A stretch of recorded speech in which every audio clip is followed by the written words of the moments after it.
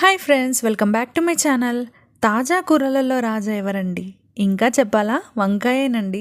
ఈరోజు నేను వంకాయ మసాలా కర్రీ చేస్తున్నా. ఈజీగా సింపుల్గా ఇంట్లోనే టేస్టీగా ఎలా ప్రిపేర్ చేసుకోవాలో చెప్తాను. వంకాయలను స్టఫింగ్ ప్రిపేర్ చేసుకుందాం. ఎండుమిర్చి 7 తీసుకొని వాటర్ పోసి నానబెట్టండి. బాదం 8 తీసుకోండి. ఇవి 2 ఫైన్ పేస్ట్ చేయాలి. ఈ పేస్ట్లో ఇప్పుడు ఉప్పు, కారం, పసుపు, జీరా పొడి, ధనియా పొడి, గరం మసాలా పొడి వేసుకోవాలి. కొద్దిగా ఆయిల్ వేసి కలుపుకోవాలి.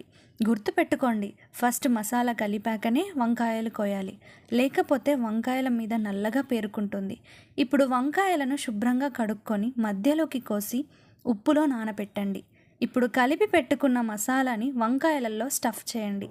వీటిని కాసేపు ఒక 20 నిమిషాలు మ్యారినేట్ చేయాలి. ఇప్పుడు ప్యాన్ పెట్టి ఆయిల్ పోసుకొని వంకాయలను ఒక్కొక్కటిగా ఆయిల్లో వేసి ఫ్రై చేయాలి. బాగా వేగాక తీసి పక్కకు పెట్టుకోండి. పెద్ద సైజు నిమ్మకాయ అంత చింతపండు తీసుకొని రసం తీసి పక్కకు పెట్టుకోండి.